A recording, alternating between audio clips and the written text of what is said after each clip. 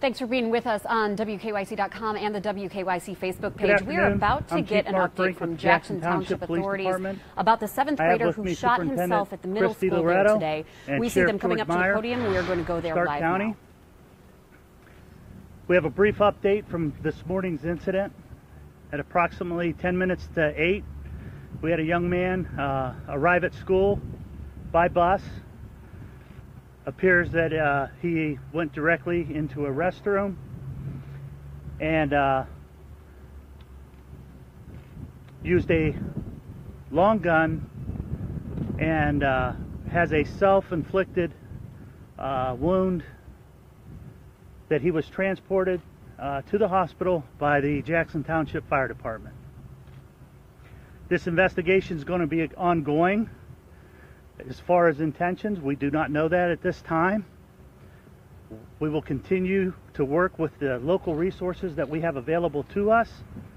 The one thing I want to do is to tell you that the main concern that we had today was the safety of the kids in this school and the teachers.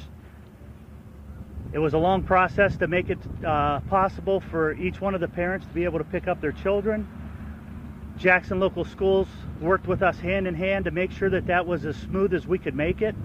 I know that there was frustration from parents waiting, but we wanted to make sure that those children were safe.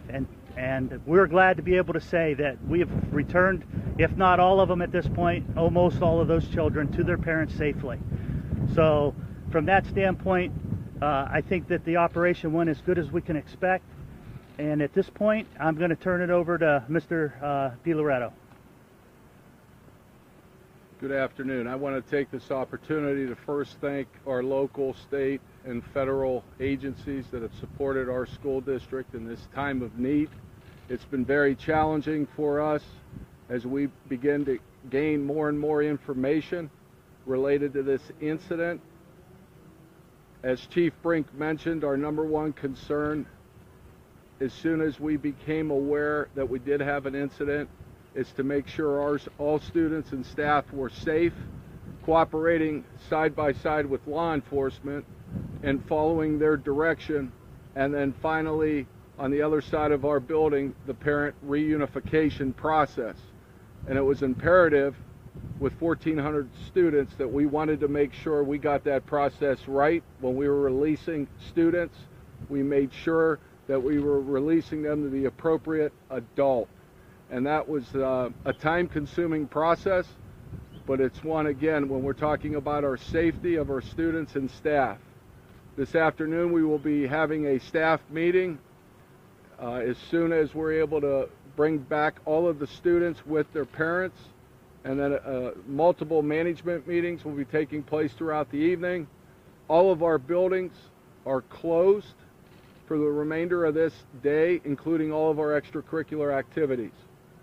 We will be notifying parents moving forward about what the school day looks like at all of our buildings, but we're not willing at this time to release that information.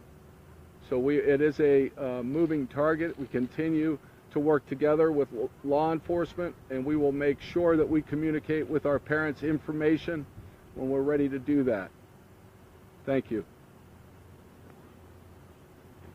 Good afternoon. I'm George Meyer, the Stark County Sheriff.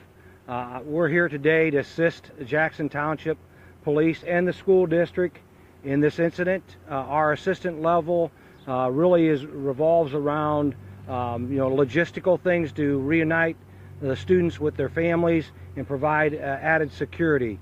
We're happy to be able to have a partnership with local law enforcement here with Jackson to be able to do that. And I think one of the things that was, as the chief mentioned, was paramount for all of us is that we did that safely and correctly. And so we think that that was what the process that we used today. So thank you. Chief, other students involved or other weapons, ammunition? This is an ongoing investigation. I have probably 5 different teams out there right now. We're trying to track that information down. I do not have it available at this time. One weapon in the backpack. Can you talk about what was found in the backpack? There's some evidence that there were some things used for an improvised explosive device that was found in the backpack. We believe what we have found to be just some distractionary type devices, but not anything that would be an explosive that would have done harm to others. So is that an indication to you, Chief, that maybe this was an accidental discharge and something else was planned? I don't know that. How did he get the gun in school, sir? You know? I do not know that for sure. I'd like to ask the superintendent, is there anything in place that would prevent a student from bringing a gun into the school? You know, we work very closely with our law enforcement, and obviously our best defense is working closely with our parents. See something, say something, making sure our parents are cooperating with us, with law enforcement, with mental health agencies.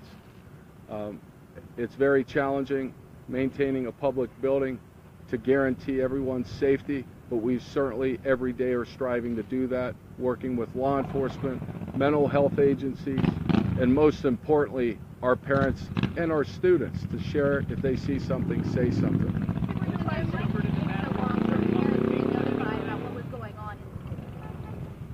If I heard you correctly about parental notification, yeah, as soon as we recognized we did have an incident, I did notify all parents that we did have an incident. At that point, as law enforcement responded, they gave us direction, and we did provide timely notifications to parents, working closely with law enforcement. Superintendent, are there metal detectors? And if there was a plan this morning, did it work as it should?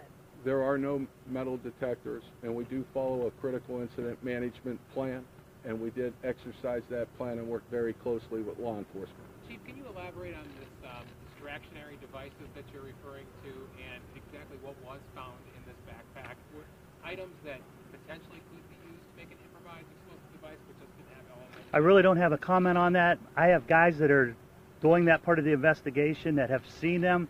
I am not sure what all was involved with that, and I really don't want to make a comment until I'm sure that I know exactly what was involved and what was in that backpack. How was he discovered? Was there a confrontation of any kind? I know of one gun. What kind of gun was it? It was a .22. Accidental discharge or intentional? Do not have the answer to that at this time. Was he confronted before he shot himself? Or did he just found it? That is part of our investigation. I'm waiting for some of that information. Seriously injured, Chief, can you tell us anything more about his injury? Other than the fact that he was transported, and no, I have no other comment. And Chief, just so we make sure that we get this accurate, in his book text, was it explosive? Was it like a firecracker? I mean, just something so it doesn't run out of... My understanding is that there's been talk that he had some type of bomb with him. It is not a bomb, I can tell you that. Okay, so it's just some sort of explosive. Right. Something that you could distract people with for whatever reason. Any indication if he was going to harm anybody else if he had not shot himself first? Do not know that. Chief, we're hearing that this particular student's parent could be military. Were any of those devices used today military devices that he had on himself? These distraction devices? I have no comment on that. I've not seen those distraction devices. Do you know where he got the gun? I do not know that. What do you mean by distraction devices? Again, to me, a distraction device is simply something that's going to either make some smoke, make a bang, and, take your attention somewhere else. Has the search of the school been conducted? Is anything else found anywhere else? There's been nothing else found. I do want to thank our local partners. If you've been around here this morning, you've seen the different agencies that were involved. By the time I arrived here this morning, I had the sheriff's office with me, FBI was on scene, ATF was here, we have BCI helping us, and I hate to start making a list because I'm going to forget. Canton SWAT came out and helped us with clearing the building to be sure that there wasn't any other devices or any devices in the building. We also had some bomb dogs that we brought in to check the building, and those were from Canton. Summit County. Summit County came in with their bomb squad to help us, and they brought a dog along with them. So we've had a lot of support from local agencies, and I think that's important. Nothing other than what that young man had brought into the school has been found. I have no information on that. So that would not be a Molotov cocktail? It would not be. Any other students involved? None that we know of at this point, but that investigation's ongoing. Here's what we're gonna do. We're gonna try to get back to you once I can give you more information. I'm not sure that that's gonna be today. It very well may not be. But once we have some more information that we can release, obviously, I'm as anxious to get this information as you are. And our guys are working on it, along with our partners. We're going to put this together, but we're going to make sure we do this investigation the right way so that we know exactly what did happen, how did a 7th grader have access to what he had, and, you know, was anybody else involved, or were they even aware that what was going on? That will come out in our investigation, and we're way too early in this to really be commenting on that. I thank you for your time, and we will announce. Send a release out. We'll send a release the next time that we can get together and give you information, or we'll put that information in a release to you. Thank you very much. Hey, Sheriff, one question for unrelated to Massillon. All right, there you hear authorities answering some questions that really from wasn't reporters Massillon. down there at Jackson Township. They're updating us on what happened earlier today. In case you're just tuning in with us, here's what we know. A 7th grader just before 8 o'clock came into the middle school, was taken to the middle school by bus, went directly to a restroom with a long gun, and the police are describing it as a self-inflicted gunshot wound. So the kid shot himself. We're unclear where on the body he shot himself. We do know that he's in the hospital. He's being treated. No one else was hurt, but really there was a lot of confusion with parents. We're going to get to that in a moment. Let's hear what the sheriff is saying here. They use it for a form of communication such as Twitter and other social medias. The challenge with this app is that it truly is untraceable. The app is originated out of Saudi Arabia. It was designed for another purpose, and folks are using it for a different purpose here. But that being said, that app made its way around, or I should say that message made its way around. That was not a specific threat. Do we know the condition of the kid from today? How was he doing at the hospital? I have no idea. I don't know. Still alive, though? I believe so, but I have no way of knowing. No, ma'am. All right, thank you, folks. All right, there you heard the Sheriff George Meyer from Stark County there, just giving the final update. Again, the main concern for them, as they reiterated, was getting the students out of the school safely. We know that they were on lockdown for several hours. Some of the students that we spoke with on the scene said they heard that gunshot. They didn't know where it originated from, but they knew what to do in the active shooter situation. So what they did is they went into their classrooms. Some of them told us they hid in the closet for up to 3 hours because the authorities were investigating. They didn't give the students a lot of information, but they were hiding for a few hours. At the same time, what we saw were parents flocking to Jackson Township Middle School, trying to get a hold of their kids. We heard the authorities there say that all parents were notified that there was an incident, and they wanted to make sure that the right student was given back to the correct parent, so that took a couple of hours. The parents there were saying they were frustrated that it wasn't taking place sooner, but they were safe. The kids were safe. They were reunited. Again, a lot of questions about how this kid was able to bring in a long gun to school, what kind of safety procedures the school will be putting in place. Those are questions we will be answering as we go through this. The FBI, we know the FBI, Ohio Bureau of Criminal Investigation, they helped assist in this, and so they are still gathering all of that information. We know that the buildings are closed for Jackson Township schools, at least for the day, throughout the evening, so no extracurricular activities there. They're going to take a look and see, do they close tomorrow? Do they close the rest of the week? This is something that if you're in other school districts, you may have heard of other scares happening throughout Northeast Ohio. It's unclear if there's a heightened sensitivity to things that people are posting on social media, or if there are some copycat incidents happening here. We know that there was a threat to nearby Glen Oak posted on Snapchat over the weekend.